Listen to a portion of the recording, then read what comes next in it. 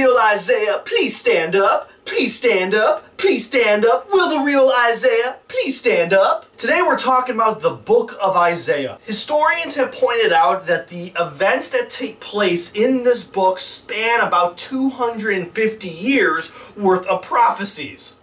Are you joking? Isaiah the prophet was not over 250 years old. So the result is there were at least two other people writing in the name of Isaiah. Again, common practice that you see in the New Testament when people are writing in the name of Paul. All right, explain this to me like I'm a 2-year-old, okay? Because there's an element to this thing I just cannot get through my thick head. To break it down for you, the first Isaiah is chapters 1 through 40, and we believe this is the actual prophet. His message was predominantly that of Jeremiah's, that destruction is imminent because of the people's sinful ways. He had a particular concern with the allegiance that God's chosen people have formed with foreign kings. The next division is found right here. It's chapters 41 to 55. And we believe that this person, who's writing in the style of Isaiah, wrote during the Babylonian exile. His message, again, very similar to Jeremiah's. His focus was on messianism. Don't worry, the exile will eventually come to an end. There will be an ultimate king who's going to rule over us and who's going to reunite the 12 tribes. And we will be back in our land. Finally, chapters 56 to 66 is a third person, and he writes, I'll give you a guess here, this was before the exile, this was during the exile, so when do you think this guy was? After the exile. And we'll get to how the exile comes to an end on a later episode. This author is writing after the exile comes to an end, and his focus is going to be on rebuilding. Rebuilding this community as a religious community. His focus is also going to be on messianism, but also, now that we're back home, let's rebuild the temple. And we should also discuss who is worthy of salvation. This Isaiah has a focus on inviting all people to the fold. A message that, of course, is very similar to that of Jesus. Typology. The New Testament authors really loved the book of Isaiah because of its messianic prophecies. As a matter of fact, it is Isaiah who gives us that Gospel of Mark image of Jesus as the suffering servant of God. He had no form or majesty that we should look at him. Nothing in his appearance that we should desire him. He was despised and rejected by others, a man of suffering and acquainted with infirmity, and as one from whom others hide their faces. He was despised, and we held him of no account. Surely he has borne our infirmities. Don't call me Shirley. And carried our diseases. Yet we accounted him stricken, struck down by God and afflicted. But he was wounded for our transgressions, crushed for our iniquities. Upon him was the punishment that made us whole. And by his bruises we are healed. And we like sheep have gone astray, and we have all turned to our own way. And the Lord has laid on him the iniquity of us all. He was oppressed and he was afflicted, yet he did not open his mouth. Like a lamb that is led to the slaughter, and like a sheep that before its shearers is silent, so did he not open his mouth. By a perversion of justice he was taken away. Who could have imagined his future?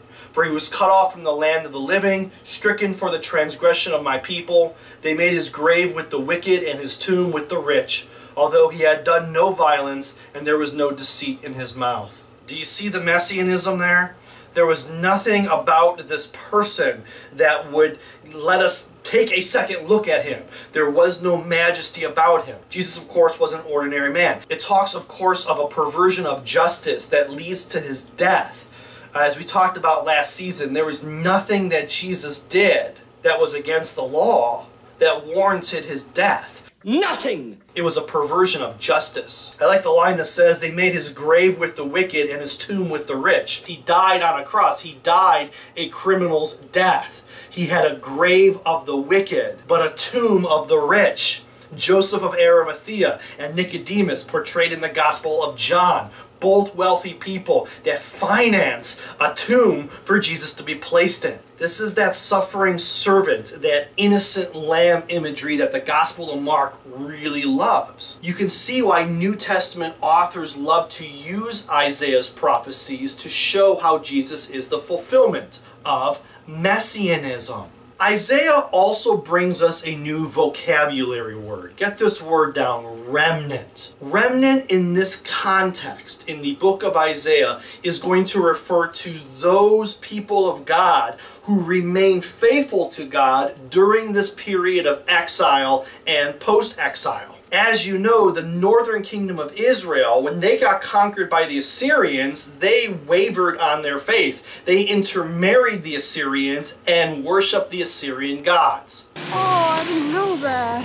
Neither did I. You see some of that taking place down south when the Babylonians conquered Judah. And Isaiah is making it known that only the faithful, only the remnant, are the ones that God's going to deem worthy of salvation. On that day, the remnants of Israel and the survivors of the house of Jacob will no more lean on the one who struck them, but will lean on the Lord, the Holy One of Israel, in truth. A remnant will return, the remnant of Jacob, to the mighty God. For though your people Israel were like the sand of the sea, only a remnant of them will return. Isaiah is calling to mind an image we saw back in the book of Genesis, when God promised that Abraham will have descendants as many as the grains of sand at the sea. But now Isaiah is saying that although there were people of God that numbered the grains of sand at the sea, only a remnant, only maybe a handful of them are going to return to God after this Babylonian captivity is over. Now, why this is significant is that now the prophet is saying it doesn't matter if you were born a Jew, it's were you faithful to God. In the Old Testament, it was always about if you're descendants of Abraham, you're automatically saved. Well, Jeremiah in the last episode told us that it's what's in your heart that's going to save you. Remember, even Prophet Amos, the social justice Amos, said something similar. It's what's in your heart. It's how you treat people. It's who you're faithful to that's going to save you. It's not whether or not you were just a descendant of Abraham. So as you're seeing, as we're journeying through this Old Testament, we're about 500 years from the time of Jesus. The people of God is not so black and white anymore. It's not about just are you a bloodline of Abraham. It's how you are in relationship with God. And this is ultimately the message of Jesus. Jesus is going to say, it's not your ancestry that's going to save you. It's whoever has God in their heart that's going to save you. And you see this again in Isaiah chapter 56. This, of course, would be written by the third Isaiah right after the exile. Thus says the Lord, maintain justice and do what is right, for soon my salvation will come and my deliverance be revealed. Happy is the mortal who does this, the one who holds it fast, who keeps the Sabbath, not profaning it, and refrains from doing any evil. Do not let the foreigner join to the Lord say, the Lord will surely separate me from his people. And stop calling me Shirley. And do not let the eunuch say, I am just a dry tree. For thus says the Lord, to the eunuchs who keep my Sabbaths, who choose the things that please me, and hold fast my covenant, I will give in my house and within my walls a mountain and a name, better than sons and daughters. I will give them an everlasting name that shall not be cut off. And for the foreigners who join themselves to the Lord, to minister to him, to love the name of the Lord, and to be his servants, all who keep the Sabbath and do not profane it and hold fast my covenant, these I will bring to my holy mountain and make them joyful in my house of prayer. Their burnt offerings and their sacrifices will be accepted on my altar. For my house shall be called a house of prayer for all peoples. Thus says the Lord, who gathers the outcast of Israel. I will gather others to them besides those already gathered. It makes you wonder why Jesus had such a difficult time convincing his contemporaries that the sinner can be saved, that the impure can be welcomed into this flock. Remember last season, purity system? The purity system said that if you are a non-Jew, you're as good as damned. If you're a eunuch, you're the damnedest of damned. You're irreversibly damned. Well, you got those two examples right here. You have the foreigner, you have the Gentile, the non-Jew, and you have the eunuch. And Isaiah is saying that the eunuch and the Gentile who offer praise to the Lord will be welcomed. And you connect that with what I just said about remnant. Although you might be a son or daughter of Abraham, if you're not faithful to God in your heart, you're as good as damned. Isaiah is quoted more than 50 times in the New Testament. You can see why. Because not only do you have the messianic prophecies that later Jesus will fulfill, you have the ultimate message of Jesus. Universality, universal salvation, that all people, the sinner, the Gentile, can be saved. You know what that means, universally saved? It's the word Catholic. It's a Catholic church being born right now in the book of Isaiah.